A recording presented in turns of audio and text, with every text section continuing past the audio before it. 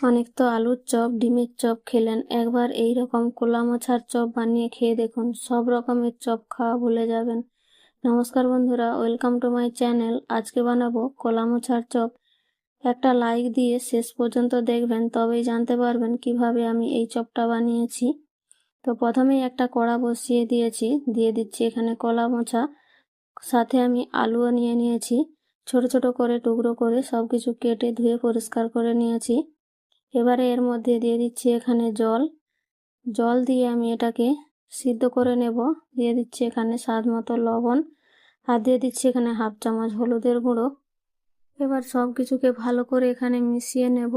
তারপর এটাকে আমি গ্যাসের ফ্লেমটা প্রথমে এখানে হাই রেখে 5 মিনিট মতো ঢাকা দিয়ে সিদ্ধ করব। তারপর গ্যাসের ফ্লেমটা লো করে এখানে আরও 15 মিনিট মতো রেখে দেব, যাতে আস্তে আস্তে এটা ভালোভাবে সিদ্ধ হয়ে যায়। সিদ্ধ করাটা কিন্তু অবশ্যই ভালো করে করতে হবে। এখানে এবারে আমি সিদ্ধ হয়ে গেছে, এবার নামিয়ে নিয়েছি। তারপর ওই কড়া ধুয়ে বসিয়ে দিয়েছি। দিয়ে দিচ্ছি এখানে সর্ষের তেল। তেলটা ভালো করে গরম হলে দিয়ে দিচ্ছি এখানে পেঁয়াজ কুচি। পেঁয়াজটা এখানে ভালো করে একটু নাড়াচাড়া করে ভেজে নেব। পেঁয়াজটা ভালো করে ভাজা হলে দিয়ে দিচ্ছি এখানে আদা রসুন বাটা। আদা রসুন বাটাটাকেও কিছুক্ষণ আমি এটাকে ভেজে নেব, কাঁচা গন্ধ চলে যাওয়া পর্যন্ত ভেজে নিয়েছি। এবারে দিয়ে দিচ্ছি এখানে জল। এবারে দিয়ে দিব এখানে হাফ চামচ হলুদের গুঁড়ো, আর দিয়েছি এখানে হাফ চামচ লঙ্কার গুঁড়ো। ঝালটা আপনারা আপনাদের পরিমাণ মতো দিয়ে দেবেন। এবারে মশলাটা ভালো করে এখানে কষিয়ে নেব তেল ছেড়ে যাওয়া পর্যন্ত। তেল ছেড়ে যাওয়া পর্যন্ত মশলাটা ভালো করে কষিয়ে নিয়েছি। এবারে আগে থেকে সিদ্ধ করে রাখা কলার মোছাটা আমি এর মধ্যে দিয়ে দেব। কলার মোছা দিয়ে এখানে গ্যাসের ফ্লেমটা একেবারে লো রেখে দেব। লো রেখে এগুলোকে ভালো করে এখানে মশলার সাথে মিশিয়ে নেব, আর একেবারে ম্যাশ করে নেব, যাতে আর এর মধ্যে কোনো রকম দানা দানা না থাকে। আলুগুলো কিন্তু অবশ্যই ভালো করে এখানে ম্যাশ করে নিতে হবে। এখানে কিন্তু কোনো রকম আর জল দেব না। এটা গ্যাসের ফ্লেম লো রেখেই এভাবে খুন্তির সাহায্যে আমি ম্যাশ করে নেব। আমার ম্যাশ করা হয়ে গেছে। ভালো করে আমি সব কিছুকে একেবারে ম্যাশ করে নিয়েছি। দেখতেই পাচ্ছেন কিভাবে ম্যাশ করেছি, আমি একেবারেই কিন্তু ম্যাশ করে নিয়েছি। আলুগুলো কিন্তু একটাও গোটা নেই। এবারে এর মধ্যে দিয়ে দিচ্ছি এখানে স্বাদ মতো লবণ। লবণটা আমি সিদ্ধর সময় দিয়েছিলাম, তাই এখানে অল্প করে দিয়েছি। এবারে দিয়ে দিচ্ছি এখানে গরম মশলা গুঁড়ো হাফ চামচ। এবারে সব কিছুকে ভালো করে মিশিয়ে নিয়ে এখানে অনবরত নাড়াচাড়া করে 5 মিনিট মতো এটাকে ভেজে নেব মিডিয়াম ফ্লেমে। এর মধ্যে যতটুকু জল থাকবে জলটা পুরো কিন্তু শুকিয়ে নিতে হবে, তবেই চপগুলো ভালো করে বানানো যাবে। সব কিছুকে আমি এখানে আরও 5 মিনিট মতো গ্যাসের ফ্লেমটা বাড়িয়ে ভালো করে এখানে নাড়াচাড়া করে ভেজে নিয়েছি। জলটা কিন্তু একেবারে শুকিয়ে গেছে, আর এটা কিন্তু একেবারে চিটচিটা ভাব এসে গেছে। এবারে এটাকে আমি নামিয়ে নেব। নামিয়ে নিয়ে এটাকে ঠান্ডা করে নেব। এদিকে একটা বাটির মধ্যে আমি বেশ কিছুটা বেসন নিয়ে নিয়েছি।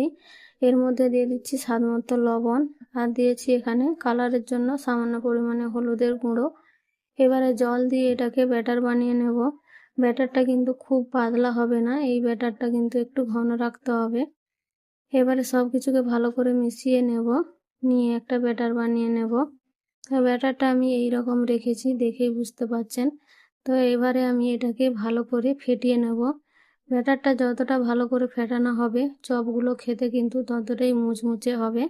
5 মিনিট মতো আমি এটাকে ভালো করে অনবরত নাড়াচাড়া করে ফেটিয়ে নেব। এবার এদিকে আমি সবজিটা নিয়ে নিয়েছি। এবারে সামান্য পরিমাণে শুকনো বেসন দিয়ে এইভাবে এরকম গোল গোল লাড্ডু বানিয়ে নেব, তাহলে চপগুলো কিন্তু সমান হবে। সবগুলো লাড্ডু আমি তৈরি করে নেব। সবগুলো লাড্ডু তৈরি করার পর আমি এখানে আবারও কিছুটা শুকনো বেসন চপিং বোর্ডের ওপর রেখে তারপর এইভাবে একটু চ্যাপ্টা করে নিচ্ছি হাতের সাহায্যে। এইভাবে সব চপগুলো বানিয়ে নেব। এটা যেহেতু একটু চিটচিটা টাইপের, তাই আমি এখানে শুকনো বেসন দিয়ে এইভাবে বানিয়ে নিচ্ছি। এবারে এদিকে আমি বেসনটা ফেটিয়ে নিয়েছি। বেসনটার ঘনত্ব কিন্তু অনেকটাই পাতলা হয়ে গেছে, দেখেই বুঝতে পারছেন।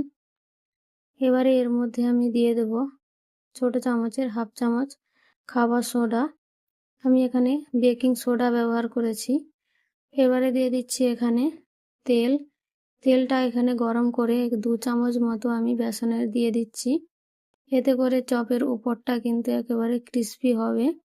এবারে সব কিছুকে ভালো করে এখানে মিশিয়ে নেব।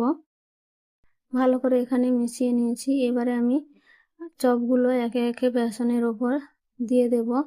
তারপর একটা একটা করে আমি গরম তেলের মধ্যে ছেড়ে দেব।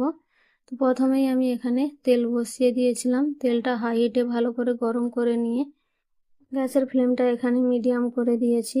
এবারে একে একে চপগুলো আমি ছেড়ে দেব। চপগুলো আমি এখানে 3টে করে ভেজে নেব। একটা একটা করে দিয়ে আমি কিছুক্ষণ অপেক্ষা করব। তারপর এগুলোকে উল্টে দেব। একটা সাইড হয়ে গেলে তারপর এগুলোকে উল্টে দিতে হবে। দেখতেই পাচ্ছেন কতটা চপগুলো ফুলে বড় হয়েছে। এবারে উল্টে পাল্টে ভালো করে এখানে মিডিয়াম ফ্লেমে ভেজে নিয়েছি। এবারে আমার ভাজা হয়ে গেছে চপগুলো। এবারে আমি এগুলোকে উঠিয়ে নেব।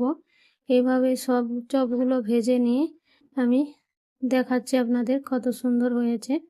দেখতেই পাচ্ছেন সব চপগুলো আমার রেডি হয়ে গেছে। তো আজকে চপের রেসিপি যদি ভালো লাগে তো একটা লাইক কমেন্ট করে দেবেন, শেয়ার করতে ভুলবেন না। নতুন বন্ধু হয়ে থাকলে চ্যানেলটাকে সাবস্ক্রাইব করে আমার পাশে থাকবেন। শেষ পর্যন্ত দেখার জন্য অসংখ্য অসংখ্য ধন্যবাদ।